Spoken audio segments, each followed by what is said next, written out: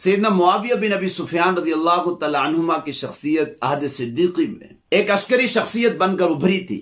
آپ جنگ یمامہ میں شریک ہوئے تھے، حتیٰ کہ آپ مسلمہ کے قتل میں بھی شریک تھے، اور پھر صدیق اکبر رضی اللہ تعالیٰ عنہ نے آپ کو جنگی مہمات کے لیے شام کی طرف ایک لشکر دے کر روانہ کیا تھا۔ اور پھر عہد فاروقی میں رومیوں کے خلاف جو یرموک کی جنگ لڑی گئی تھی، اور رومیوں کے جوش کا عالم یہ تھا کہ ان کے گرجوں کے پادری اور تارک الدنیا راہب جو کبھی اپنی خلوتگاہوں سے باہر نہیں نکلے تھے، انہوں نے بھی اس جنگ میں مسلمانوں کے خلاف حصہ لیا، شریک ہوئے۔ 2 لاکھ سے زائد رومیوں کی فوج تھی۔ بہرحال مسلمانوں نے یرموک کے میدان میں رومیوں کو دھول چاٹنے میں مجبور کیا۔ حضرت معاویہ یرموک کی جنگ میں شریک تھے۔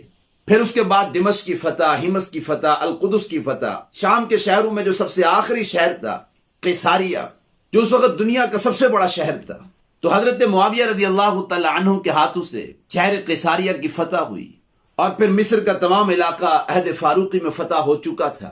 سن 18 ہجری میں یا 19 ہجری میں حضرت معاویہ کے بڑے بھائی یزید بن ابی سفیان کا انتقال ہوا، تو حضرت فاروق اعظم رضی اللہ تعالی عنہ نے حضرت معاویہ کو شام کا گورنر بنا دیا تھا۔ پھر مکمل عہد فاروقی میں حضرت معاویہ شام کے گورنر رہے۔ حضرت معاویہ رضی اللہ تعالی عنہ کو یہ احساس تھا کہ شام اور مصر کو اس وقت تک پرامن جگہ نہیں بنایا جا سکتا جب تک کہ رومیوں کی بحری طاقت کو ختم نہ کر لیا جائے اور قبرص کے جزیرے کو فتح نہ کر لیا جائے، اس لیے کہ قبرص کا جزیرہ یہ رومی فوج کا مرکز ہے، اور یہاں سے وہ شام اور مصر پر حملہ آور ہوتے ہیں۔ آپ ذرا نقشے سے قبرص کے جزیرے کی اہمیت کو سمجھ لیجئے۔ یہ ہے شام، یہ ہے مصر، آگے لیبیا، تیونس، اور یہ اوپر ہے ترکی کا علاقہ، اور پھر یہ سارا آپ کو جو اوپر نظر آ رہا ہے یہ یورپ ہے۔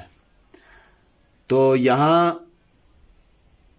ترکی کے اور مصر کے درمیان اور شام کی مغربی سمت کے اوپر یہ ایک جزیرہ ہے کہ جسے قبرص کہتے ہیں۔ یہ ہے وہ جزیرہ، بحیرہ روم میں واقع ہے۔ یہ جزیرہ رومی فوج کا مرکز تھا، یہاں سے وہ شام اور مصر کے علاقوں پر حملہ آور ہوتے تھے۔ در حقیقت یہ شام کا علاقہ سیاسی، معاشی اور عسکری ہر اعتبار سے بہت حساس اور اہمیت کا حامل تھا، اور اس علاقے کے لیے غیر معمولی ایک دانا شخصیت کی ضرورت تھی۔ تو حضرت فاروق اعظم رضی اللہ تعالی عنہ نے اعتماد کر کے حضرت معاویہ کو شام کا گورنر بنایا۔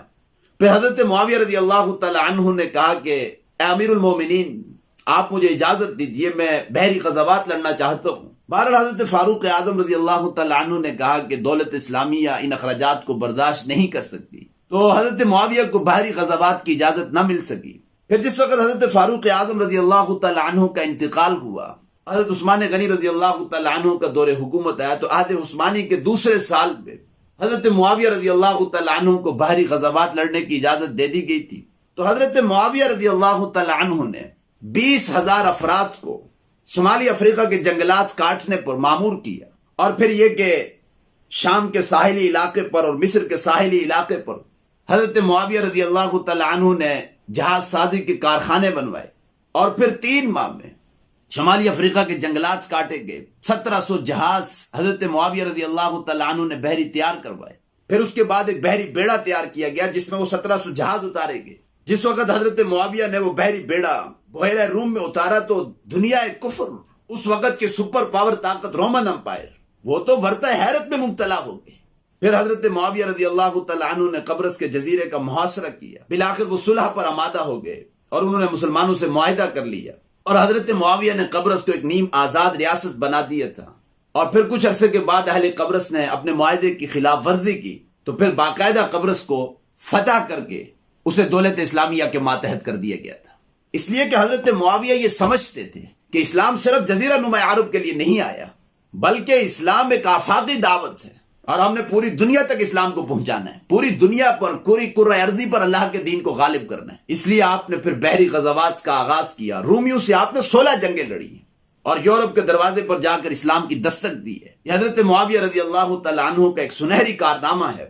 آپ اسلامی بحریہ کے بانی ہیں، اور اسی طرح آپ بحری بیڑے کے اور بحری غزوات کے بانی ہیں۔ اور رسول اکرم صلی اللہ علیہ وسلم نے ارشاد فرمایا تھا، میری امت کا وہ پہلا لشکر جو بحری جنگ لڑے گا، اللہ نے اس کے لیے جنت کو واجب قرار دیا۔